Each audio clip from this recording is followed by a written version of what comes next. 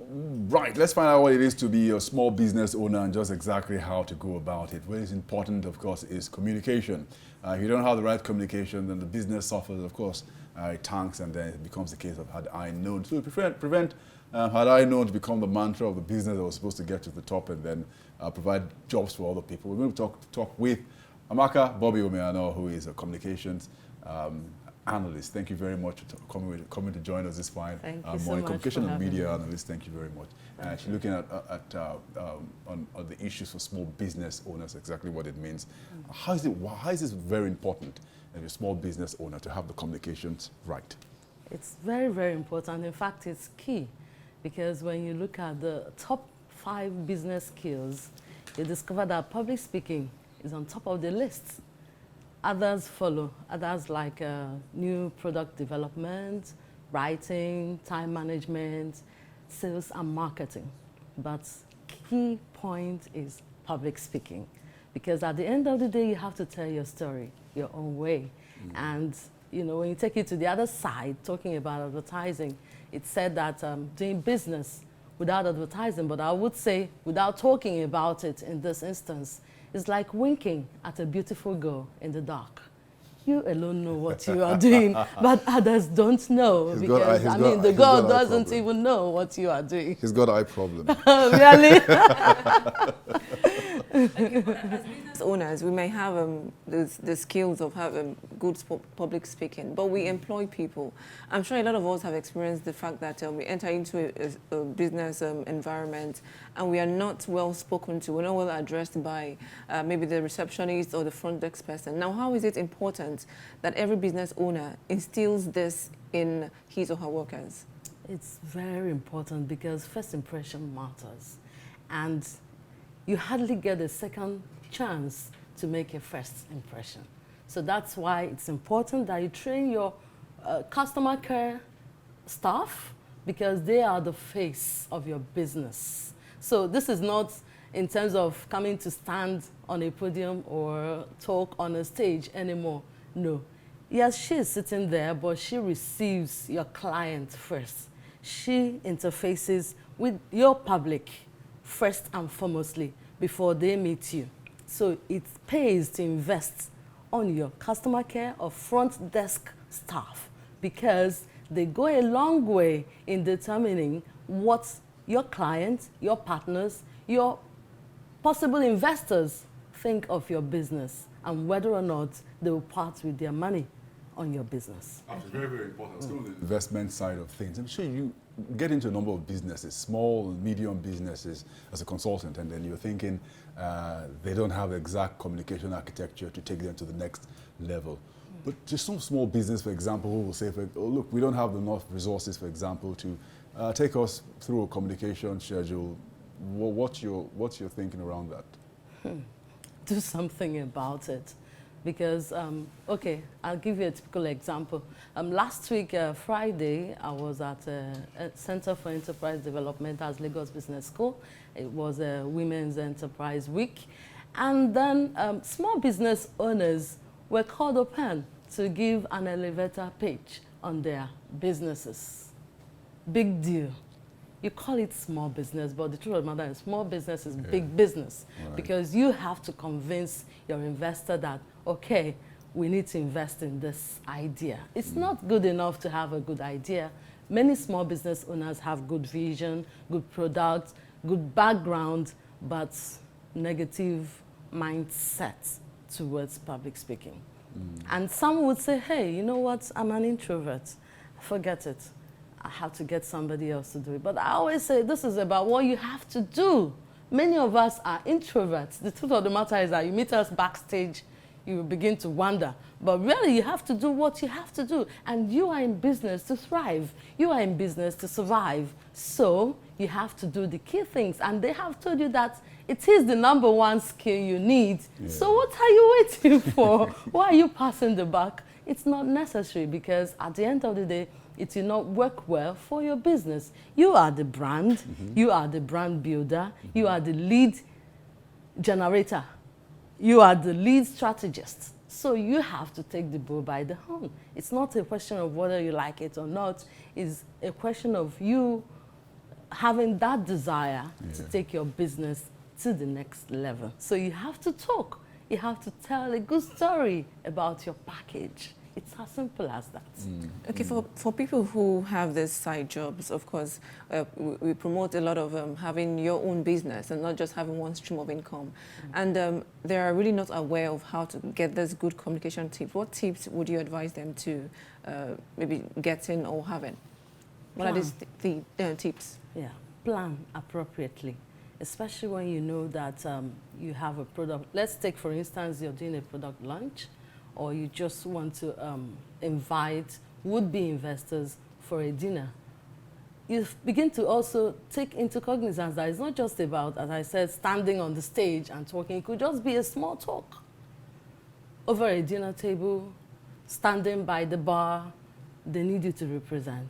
So you have to plan, envisage what your client or your customer or your investor would love to hear. Because it's not about what you have or what you want to tell yourself. He is the buyer. So the idea is to sell your product in the best appropriate way to your customer, to your client, to your investor. And so you have to plan. Envisage the possible topics that could come up. If possible, script. I always tell people, don't assume that, okay, I know it all is up here. Sir George Jesser once said that the human brain is very unique. And it starts working the moment you are born, but it stops working immediately you stand up to speak. And it happens to many of us. So if that is the truth, and if that is the fact, script. When you script, you're able to put your thoughts on paper, go through it, do not cram, because there are cases of people that cram, and then when you forget, and it's like you're looking up and down. And if you don't have a presence of mind, it might not be easy for you to improvise. Script, go through your script, you know, be at home with it. Even if someone else writes it for you, it doesn't matter. What matters is your ability to deliver it in an effective manner. Absolutely. I mean, I'm gobsmacked, maybe hand to my face, embarrassed when I hear some public presentations of maybe some of these business and entrepreneurial competitions where they will have to say, for example, tell us about your idea, and these are investors willing to support, and the entire thing is messed up. Tell me one, is it possible the people, for example, can realize the reason why this didn't work out wasn't because of something wrong with the idea, but just simply they couldn't put their best foot forward in convincing the investor this is exactly what we want the money for. And of course, the other important part, maybe small business owners who are watching suddenly realize they have come to this moment of Eureka. This is where the problem is. How do they get help? Well, first of all, as I said last week, training is vital.